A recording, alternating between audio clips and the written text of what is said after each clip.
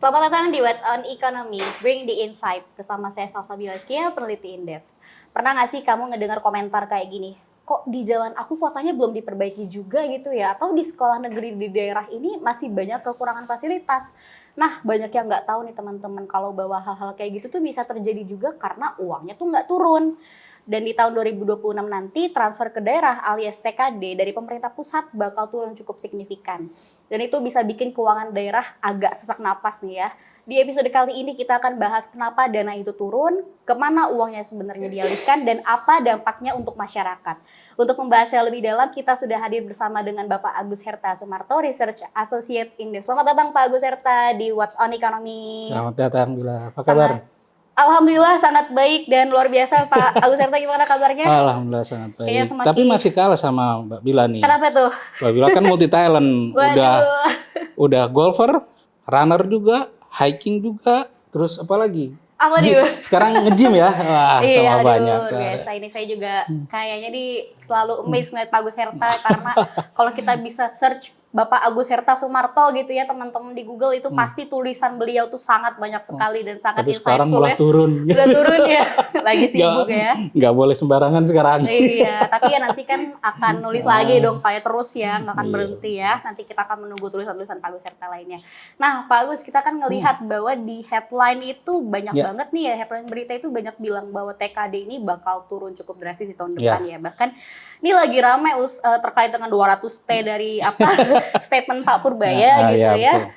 Kira-kira bisa dijelasin nggak sih Pak sebenarnya tuh apa sih dimaksud dari TKD yang turun ini dan kenapa kok bisa turun di tahun depan gitu Pak? Saya mencoba melihat dari perspektif pemerintah ya, mencoba menduga-duga kira-kira apa sih di balik ini semua gitu ya. Kita mencoba melihat satu, ini adalah apa yang dilakukan oleh pemerintah itu adalah suatu proses transformasi. Pemerintah ingin melakukan perubahan struktural dalam APBN. Kenapa? Karena ada beberapa hal saya kira yang bisa dilihat oleh pemerintah. Pertama, misalkan satu pemerintah itu punya target yang sekarang itu kan sangat ambisius ya, 8%. Betul. Kalau misalkan menggunakan tren struktur APBN yang lama, itu pasti akan terjebak di 5% aja terus kan. Berarti kan perlu perubahan struktural yang signifikan untuk merubah bagaimana dari 5% itu menjadi 8%. Nah, maka harus berubah signifikan. Itu yang pertama. Yang kedua juga pemerintah melihat TKD ini kan sebenarnya sudah lama. Ini amanat dari undang-undang daerah itu kan, yang tahun 2004. Nah, itu kan sudah ada dari zamannya Pak SBY sampai sekarang. Dan kalau bila lihat dari anggaran yang dialokasikan dari awal sampai terakhir ini, itu kan berkali-kali lipat besarnya. Namun, coba kita lihat gini rasio deh. Kita kan masih tetap belum beranjak dari ketimpangan menengah kan. Paling dari 0,4 sekarang 0,737 sekian kan. Itu kan penurunannya nggak signifikan dibandingkan dengan jumlah TKD yang berlipat-lipat ganda kan. Nah itu kemudian melihat mungkin pemerintah melihat efektivitasnya. Jadi selama ini sepertinya pemerintah pusat melihat TKD ini kurang efektif di tangan pemerintah daerah. Kemudian menjadi perombakan. Yang berikutnya adalah fenomena yang Pak Purbaya kemarin. Itu kan nggak sepenuhnya benar, nggak sepenuhnya juga salah kan. Betul. Tentang terkait ini banyak dana yang mengendap kan, beberapa pemerintah daerah, kepala daerah kan langsung komplain kan. Tapi memang ada fenomena itu, kita harus terbuka deh. Ada sebagian yang memang memarkir dananya dengan niat untuk mencari margin keuntungan dari rate yang diberikan oleh lembaga perbankan. Yang kedua memang ada yang dana itu bukan mengendap, tapi disimpan sementara untuk menunggu eksekusi. Kan ada jadwal realisasi. Nah itu kan perlahan-lahan gak semuanya. Nah ada yang seperti itu. Nah pemerintah juga melihat mungkin ini kok banyak yang diparkir. Berarti sebenarnya kalaupun dikurangi berarti kan bisa dong gitu kan. Nah itu kira-kira yang sepertinya ada background pemerintah. Sehingga kemudian pemerintah melakukan perubahan struktural dalam APBN-nya yang salah satunya kebetulan TKD gitu kan. Nah, pemerintah juga mungkin melihat TKD ini kan selama ini ada program-program yang kemungkinan besar-besar itu bisa dikurangi tanpa mengurangi kualitas pelayanan masyarakat.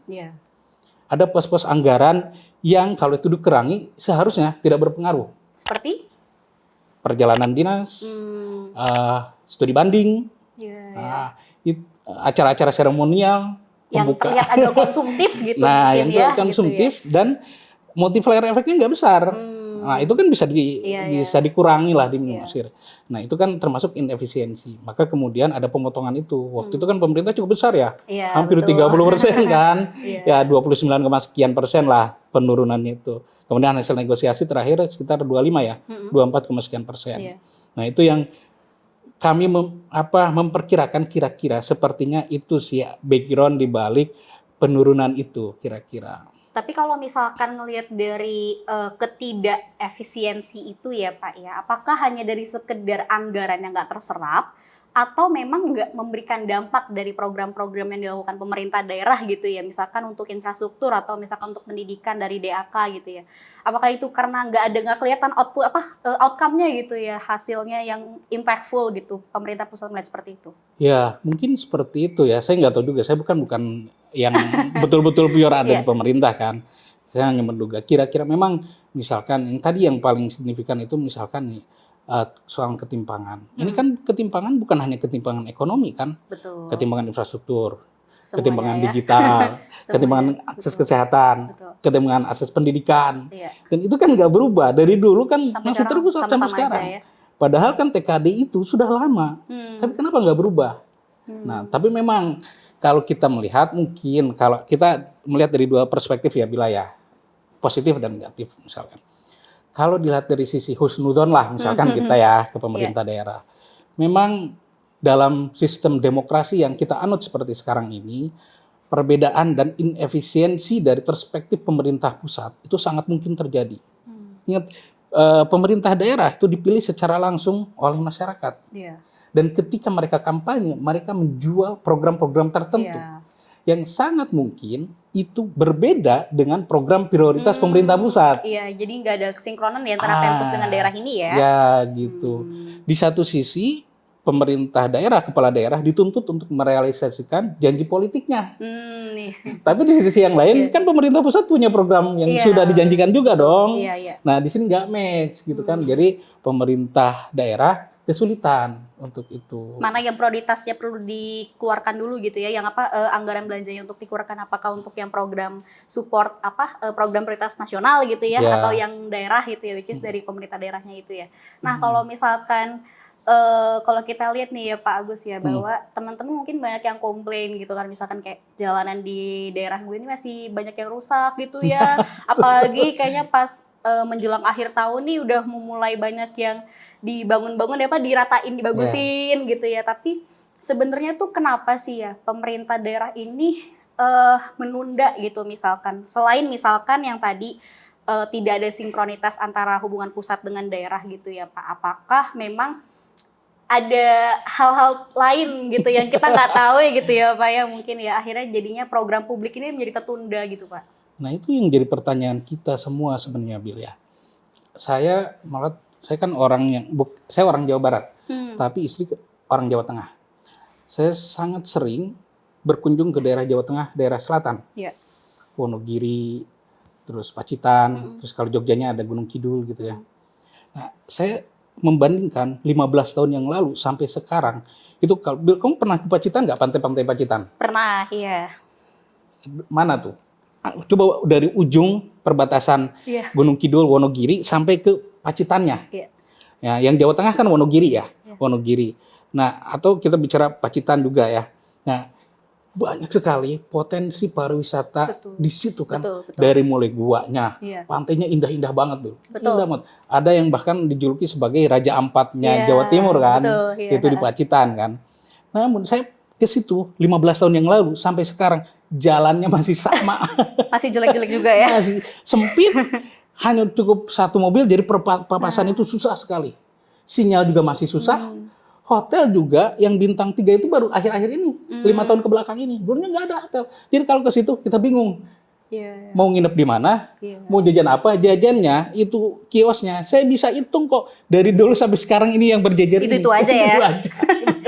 Sinyal pun sama. Jadi kalau misalkan kita mau datang, mau jajan kita nggak ada sinyal. Kalau nggak ada sinyal kan nggak ada kris. Iya. Padahal kita masyarakat kota, itu kan sudah terbiasa Biasa dengan dengan kris kris, kan. iya. Nggak ada uang cash Iya. kan. Jadi pas berjajan pakai kris, Pak mohon maaf nggak bisa pakai kris. Duh, saya nggak ATM bawa juga uang. nggak ada di sana ya. Nggak ada. Jadi ini nggak jadi kan jajannya. Iya, Jadi kan betul, ekonominya jadi nggak bergerak. Gitu. Nah ini yang kemudian kenapa toh pemerintah daerah tidak aware terhadap ini. Padahal kan kalau digenjot itu pendapatan asli daerah meningkat kan. Iya. Dari misalkan pajak hotel dan restoran gitu kan, dari biaya masuk ke situnya juga itu meningkat. Nah itu yang nggak ada. Bahkan kalau dilihat nih, ini saya agak ini di Jawa Tengah itu BI sama pemerintah daerah itu membuat aplikasi namanya Jasirah. Jasirah. Jasirah. Apa ada kepanjangannya nggak, Pak? Aduh saya nggak ini ya Jasirah apa ya. Intinya apa itu, Pak? Intinya aplikasinya itu ini seperti aplikasi untuk mengiklankan pariwisata yang ada di situ, dari mulai yang sejarah, kuliner, sampai yang alam, semuanya ada. Namun sayangnya tidak semua kabupaten turut serta dalam ini. Saya nyari Wonogiri nggak ada. Jadi cuma beberapa daerah doang ya Jadi yang hanya ada di beberapa situ daerah ya. doang. Kenapa pemerintah daerah yang lain nggak ada? Ya katanya belum ada kerjasama dan lain sebagainya. Nah ini yang kemudian, loh kenapa bisa seperti ini? Berarti pemerintah daerahnya, mohon maaf, kurang kreatif dong, kurang inovatif dong. Ya padahal potensinya sangat besar ya. Sangat Apalagi kan besar. kalau kita ngelihat sekarang di zaman teknologi yang udah canggih ya Pak ya. Iya. Orang pakai strategi dari aplikasi-aplikasi kayak Iya. TikTok, Instagram itu kan pasti akan menjadi masif. Iya. Betul. Dari wisatawan itu berkunjung ya ke daerah-daerah tersebut Coba, ya. Bill, kalau kamu pernah ke Jogja kan? Kalau ke Jogja misalkan kan sekarang ada desa-desa wisata kan? Iya. Satu desa ada penginapannya, bahkan kita juga Indah pernah Iya, ke sana kan? Betul, betul. Ada ruang pertemuannya, ada ruang rapatnya besar-besar. Kan tapi itu hanya di beberapa daerah saja kan? Nah, mungkin hanya di Jogja. Di kabupatennya udah nyampe Kulon Progo juga udah ini ya Pak, udah. Coba ini kalau diduplikasi ke daerah yang lain. Betul, iya, Jadi daerah tidak mengeluarkan APBD yang signifikan, tapi kan punya itu Iya. sebagai pemasukan kan. Iya, betul. Kan ini kan kalau kita lihat kan, masuk ke desa ini ada tulisannya kan BUMN kan, ada apa kerjasama PGN, kerjasama Mandiri, kerjasama Pertamina, itu kan istilahnya itu partnership atau kerjasama dengan perusahaan-perusahaan BUMN dan swasta ya. Iya. Berarti kan pemerintah daerah dari sisi budgetingnya, dari sisi anggarannya kan nggak terlalu besar. Nah coba itu bisa diduplikasi sehingga ketergantungan itu perlahan-lahan bisa berubah menjadi kemandirian di pemerintah daerah. Kalau untuk dana daerah sendiri gitu ya, APBD gitu, atau mungkin APBN lah secara umum gitu, karena mungkin kan nggak semua teman-teman nih menyimak gitu ya. Kira-kira bisa, gimana cara kita bisa memantau gitu Pak, dari pengelolaan dana daerah, dana nasional gitu, gimana sih? Apakah bisa sebenarnya, apakah pemerintah tuh terbuka nggak sih sebenarnya sama pengelolaan belanja daerahnya itu Pak? Sangat terbuka sebenarnya. Kalau kita bila lihat ya, kita ikuti perkembangan, ada yang namanya digitalisasi keuangan daerah. Nah, itu kerjasama antara BI dan pemerintah daerah. Mereka menciptakan sistem digital untuk keuangannya, dari mulai procurement sampai dengan nanti pelaporan. Itu sudah ada digital. Nah, kalau itu bisa dilakukan, itu mungkin bisa mencontoh DKI Jakarta sama Jawa Barat. Dalam 2 tahun, PAD mereka bisa meningkat sekitar 18% dengan digitalisasi aja. Dengan digitalisasi, satu, ada transparansi. Yang kedua, bisa menutup kebocoran. Iya. Kan sekarang kalau misalnya kita bayar apa-apa, berarti kan kita nggak usah pakai calo dong. Iya, Kita nggak usah, tinggal bayar lewat digital, kan langsung uang. Langsung direct ya. Kan, ke rekening daerah kan. Gitu. Nah, itu saya kira harus dilakukan. Dan itu belum semuanya daerah aware terhadap hal itu. Makanya mungkin harus didorong supaya digitalisasi itu merata di semua daerah. Kan permasalahannya bukan hanya daerahnya mau atau tidak. Satu, daerahnya mampu atau tidak. Ini berkaitan dengan literasi keuangan. Betul. Karena dipilih langsung oleh rakyat, belum tentu yang terpilih itu punya kapabilitas yang sesuai. Betul. Yang kedua, itu infrastruktur daerah. Bila ke Papua, berapa sih spot yang merah digitalnya, yang tidak ada internet? Kan banyak. Sangat banyak, ya. Papua pegunungan, kan susah di situ sinyalnya. Betul. Nggak bisa digitalisasi di situ. Maka ini perlu peran serta pemerintah pusat, swasta, BUMN, untuk menggenjot supaya ketimpangan digital, ketimpangan sinyal internet itu berkurang signifikan. Sehingga semuanya bisa menikmati akses internet yang berkualitas dan murah. Kalau itu terjadi, saya kira digitalisasi itu bisa sangat membantu efisiensi APBD daerah. Oke, kalau kita ngomongin terkait dengan TKD gitu Pak ya, kan yang tadi sudah disampaikan bahwa TKD ini turun di tahun depan, nanti akan turun gitu ya. Kalau dari TKD ini turun, kira-kira apa sih sebenarnya dampak yang paling bisa dirasakan oleh pemerintah daerah gitu sehingga nanti gimana masyarakat ini apakah akan terdampak gitu ya dari penurunan TKD ini? Kira-kira seperti apa Pak? Ya, kalau dibicara dampak pasti ada ya. Tapi sekali lagi saya kira yang harus dilakukan pemerintah daerah, satu, harus menyisir program-program mana yang mungkin bisa dikurangi, program-program mana yang wajib dilaksanakan. Pelayanan dasar masyarakat itu wajib. Terus pengeluaran rutin ya gaji pegawai itu wajib. Nah, hal-hal yang seperti itu jangan dikurangi.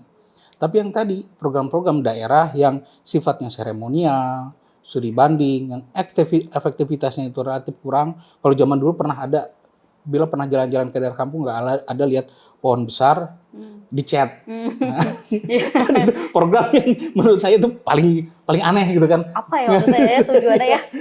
Atau ada pohon besar disarungin pakai kain, kan. Nah, hal-hal yang seperti itu. Nah, jadi ini tergantung dari political will setiap kepala daerahnya. Bagi kepala daerah yang sudah terjebak ketergantungan ya, sudah mengalami ketergantungan yang sangat akut terhadap TKD, pasti mereka akan kebingungan. Dan bisa saja mereka tidak bisa men-screening memilih program-program mana yang menjadi prioritas. Akhirnya pelayanan dasarnya itu turun. Nah, itu yang nggak boleh. Harus di pemerintah pusat wajib memaintain kira-kira pemerintah daerah itu, yang dilakukan pemerintah daerah itu apa?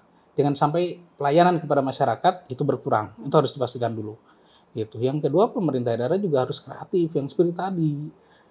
Ingat, penurunan TKD ini juga dibarengi dengan, kalau undang-undang HKPD, kalau mengikutin, kan ada pungutan tambahan yang diperbolehkan untuk daerah. Kayak option PKB, pajak kendaraan bermotor, kan itu gede loh, 66%. Kan besar banget. Dari satu kendaraan bermotor. Bayangkan, misalkan kalau mobil, pajaknya misalkan taruhlah yang 1 juta gitu ya. Kan nggak di atas itu pastinya kan. 1 juta, berarti kan ada 660.000 bagi daerah. Walaupun itu juga dikurangi ya ininya PKB-nya. Tapi tetap besar saya kira. Itu kan berarti ini hilang TKD-nya, tetapi yang di sisi yang lain kan ada sumber pendapatan baru. Walaupun tentu nggak bisa mengandalkan itu semua untuk menutup fiscal gap tadi ya. Tapi ini kan menjadi sumber pendapatan baru. PBB juga, walaupun kemarin bermasalah ada yang 300%. Walaupun kalau dari sisi nominalnya itu kan kecil ya. Kalau di persentase ya jadi besar juga. Tapi kan itu masalah komunikasi politik saya kira ya. Kalau dikomunikasikan kepada masyarakat, terus bertahap, nggak langsung ujug-ujug 300. Coba 50 dulu, 70 dulu, mungkin masyarakat akan menerima. Nah, hal yang seperti itu kan bisa dilakukan. Jadi hilang pendapatan di sini, tapi ada sumber pendapatan baru yang bisa ditingkatkan gitu. Ya, intinya pemerintah daerah tuh harus bisa dengan kreatif gitu Pak ya mencari sumber pendapatan baru ya. Tapi memang kalau kita ngomongin kenaikan pajak gitu ya kan pasti masyarakat langsung ini dong ya, langsung sumbu panas gitu ya. Kalau mendengar kata kenaikan pajak, apalagi kalau kayak pajak kendaraan bermotor, PBB kan kayak kemarin gitu Pak ya. Berarti apalagi misalkan mungkin Pak kalau di daerah yang kapasitas fiskalnya masih rendah gitu kan, ditambah mereka masyarakatnya harus menerima kenaikan pajak gitu, pasti mereka akan ini dong ya semakin marah gitu, mungkin di mana belanjanya udah kurang, pajak dinaikin ya kan. Tapi kan berarti harus bicara harus opsi yang lain ya. Ada misalkan tadi yang pariwisata juga kan belum pariwisata. Terus yang keduanya misalkan BBM. Berapa persen sih di daerah yang belanja Pertalite sama Pertamax penutup turbo? Kan sedikit sekali.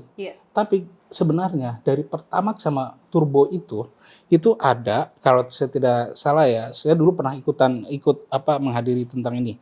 Jadi Pertamina itu punya jatah untuk daerah, proporsi untuk daerah di setiap harga Pertamax sama turbo.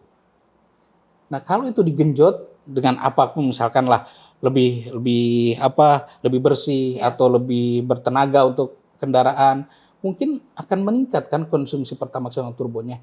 Nah, itu kan berarti pendapatan baru bagi daerah. Tapi kan selama ini kita tidak melihat daerah itu melakukan usaha-usaha yang signifikan untuk meningkatkan PAD-nya gitu.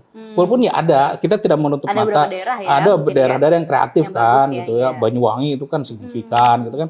Ada banyak daerah yang bisa dicontoh. Namun ada juga beberapa daerah yang tanda kutip lazy lah gitu ya. Sehingga ketika ini dihilangkan seperti serasa kiamat gitu. Nggak ada lagi sumber, kita jatuh miskin. Enggak, sebenarnya ada kok. Gitu.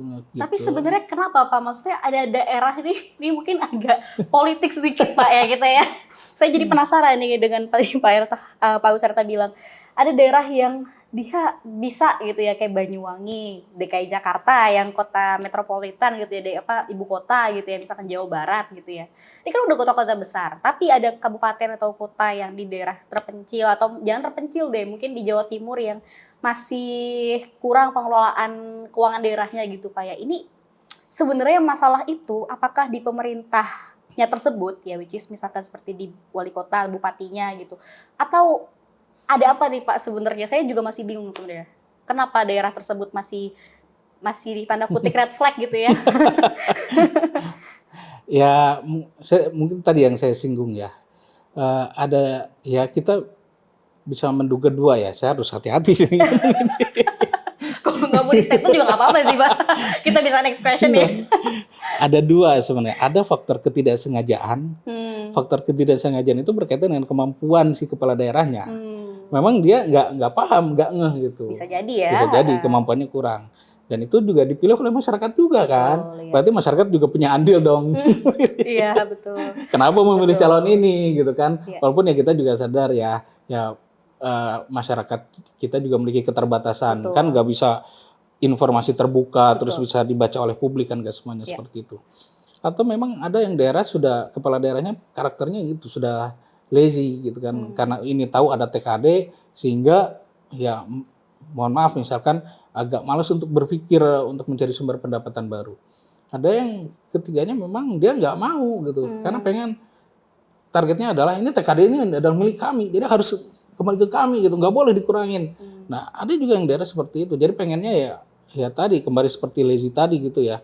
Jadi udah ngotot, ini keyakinannya, madhabnya dia adalah bahwa ini kita dipilih langsung oleh rakyat, kita punya kontribusi, maka ini pendapatan pusat juga menjadi bagian dari pendapatan kami, wajib dibagikan kepada kami. Jadi kalau dalam perspektif itu nggak boleh berkurang kan, gitu jadinya. Ya jadi ini juga ya mungkin karena daerah-daerah, mungkin terutama dengan daerah yang sangat bergantung kepada TKD ini juga mereka udah kebiasaan gitu ya mungkin ya udah terbiasa sebenarnya menerima gitu ya, instead of mungkin menghasilkan sesuatu yang lebih. Betul. Gitu. Nah kalau ngomongin menghasilkan sesuatu nih Pak Agus Herta tadi, emangnya ada masalah apa sih kira-kira mungkin dengan di BUMD sini apakah? Kalau itu Bila yang lebih bisa dijawab dong. Aduh, saya juga nggak ngerti. Itu tanya Papa aja kalau itu. Nggak, saya nggak ngerti Pak juga. Tapi memang apakah di daerah sendiri gitu ya, mungkinnya di beberapa daerah, misalkan di kabupaten, di yang lainnya gitu, apakah ada masalah juga di BUMD sendiri sehingga tidak menghasilkan gitu ya mungkin ya pendapatan kepada daerah juga gitu Pak? Sama ya, ini juga tergantung dari kualitas dari para manajer di BUMD itu, pengelola yang mengelola BUMD. Di DKI Jakarta relatif ya well informed, well education gitu kan. Jadi para pengelolanya itu ya kreatif kan. Contoh misalkan di PAM, itu membangun pipa itu kan nggak dananya dia sendiri kan, dana swasta kan, gitu kan. Jadi kalau PAM tanya suruh bangun, ya nggak bisa. Tapi dengan kerjasama dengan pihak swasta itu bisa dilakukan. Sama juga misalkan dengan kalau di Jakarta misalkan ada food station juga sama kan, kerjasama. Susah beras, ya udah kerjasama sama pemerintah mana petaninya, nanti kami siap menerima, kami kasih modal, tapi nanti ke kami. Kan itu menjadi inovasi-inovasi yang sebenarnya bisa dilakukan oleh BUMD. Nah untuk beberapa daerah kan mungkin satu dari SDM-nya kurang, berbeda bukan kurang ya. Yang kedua juga misalkan potensi di setiap daerah juga berbeda kan, gitu kan. Jadi tidak semua bisa dimanfaatkan sumber daya alamnya. Bagi daerah-daerah yang misalkan tadi miskin sumber daya alam, SDM-nya juga belum berkembang seperti di Jakarta misalkan, ya wajar ketika BUMD-nya itu nggak bisa berkembang dan tidak bisa memberikan kontribusi yang signifikan terhadap daerah. Tapi begini ya Bill ya, sebelum lebih jauh lagi. Sebenarnya perubahan struktur ini oke, misalkan dari sisi nominal TKD turun. Tapi kan pemerintah pusat itu kan mengubah. Jadi ada perubahan fungsi alokasi dan fungsi distribusi. Iya. Alokasinya yang tadinya TKD secara langsung disalurkan ke daerah diubah menjadi misalkan oke, masih fungsi pendidikan, sekolah rakyat, misalkan MBG, itu diambil alih sama pemerintah pusat. Tapi penyalurannya kan tetap ke daerah. Ya enggak? Jadi sebenarnya nggak banyak berubah juga karena beberapa program pemerintah pusat itu disalurkan ke daerah secara langsung berdasarkan program prioritas nasional tadi. Gitu. Jadi alokasinya berubah, distribusinya juga berubah. Mungkin per daerah, daerah ini dulu banyak banget, tapi pemerintah pusat mandang ini terlalu banyak ya, dikurangin dikit, pindah ke daerah ini yang kekurangan. Gitu. Jadi mungkin lebih fair, lebih adil dari perspektif pemerintah pusat yang melihat berbagai dinamikanya gitu ya. Nah, jadi sebenarnya TKD ini sekali lagi tidak mengurangi secara seluruhan signifikan menjadi kiamat gitu, enggak. Tapi ini ada perubahan fungsi alokasi dan fungsi distribusi. Masyarakat masih tentu akan menerima manfaatnya. Cuman yang dulu dari tangan pemerintah daerah, sekarang langsung dari tangan pemerintah pusat. Untuk daerahnya saya kira tetap akan memiliki itu. Oke, nah kita nih udah udah sampai ke hampir penghujung diskusi nih Pak ya. Tapi mungkin saya mau nanya dulu nih ke Pak Agus. Selain mungkin bisa berkolaborasi dengan swasta atau mungkin dengan pemerintah daerah lainnya tadi ya misalkan. Kira-kira apa sih yang mungkin Pemda ini bisa lakukan ya agar supaya nggak kepanasan gitu ya. Kalau Pak Menkyu ini ngomong mau nurunin TKD gitu Pak. Saya kira yang harus dilakukan pertama kali yang tadi saya sempat sampaikan. Satu, dilakukan dari internal dulu. Satu adalah efisiensi dulu. Mulai di list program-program mana yang bisa dihilangkan, yang bisa diganti gitu ya.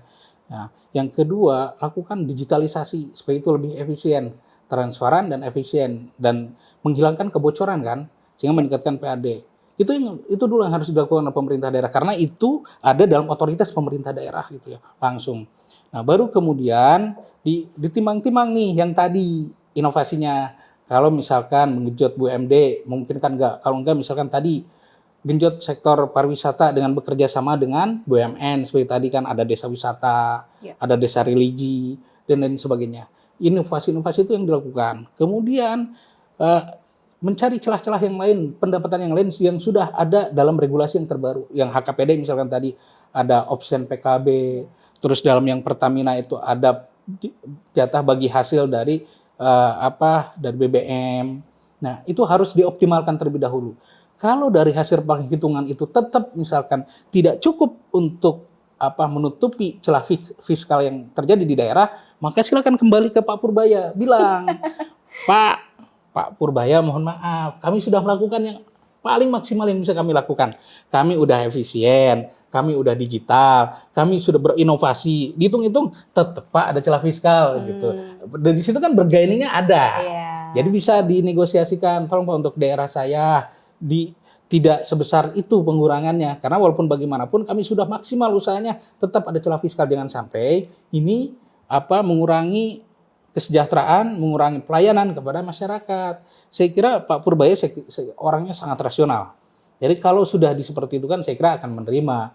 Kan ini belum apa-apa, belum dihitung, belum apa udah langsung teriak. Oh, ini akan berpengaruh negatif terhadap daerah kami. Nah, saya kira harus punya modal untuk berbicara dengan Pak Purbaya termasuk dengan Pak Presiden. Kalau seperti itu logis saya kira alasannya dan sudah dihitung angkanya muncul, saya kira kita bisa bernegosiasi di situ. Ya intinya pemerintah pusat maupun pemerintah daerah ini effort dulu gitu ya, sebelum mungkin ngomong gitu kalau ada celah fiskalnya. Oke, terima kasih banyak Pak Gus Herta untuk diskusinya pada episode kali ini. Mungkin last but not least kita mau mendengarkan closing statement dari Pak Gus Herta nih. Kita kan Pak Gus Herta nih lumayan puitis ya. Kita mau mendengar nih, silakan Pak Gus Herta. Closing statementnya gini aja deh, pengurangan TKD itu bukan kiamat untuk kapasitas fiskal daerah. Tetapi ini menjadi momentum yang sangat baik bagi pemerintah daerah untuk melakukan transformasi keuangan daerah. Jadi pemerintah daerah perlu melakukan inovasi dan harus mau berubah dan bergerak dari yang ketergantungan menjadi kemandirian. Oke, terima kasih banyak Pak Guserta untuk closing statement-nya hari ini. Semoga kita bisa diskusi lagi ya di episode Terima lainnya kasih. dan di kegiatan lainnya. Iya, Terima kasih Pak insya Allah kalau Guserta. saya diundang, saya datang. Ini Siap. karena saya nggak diundang. Terima kasih Pak Guserta. Sama-sama, terima kasih.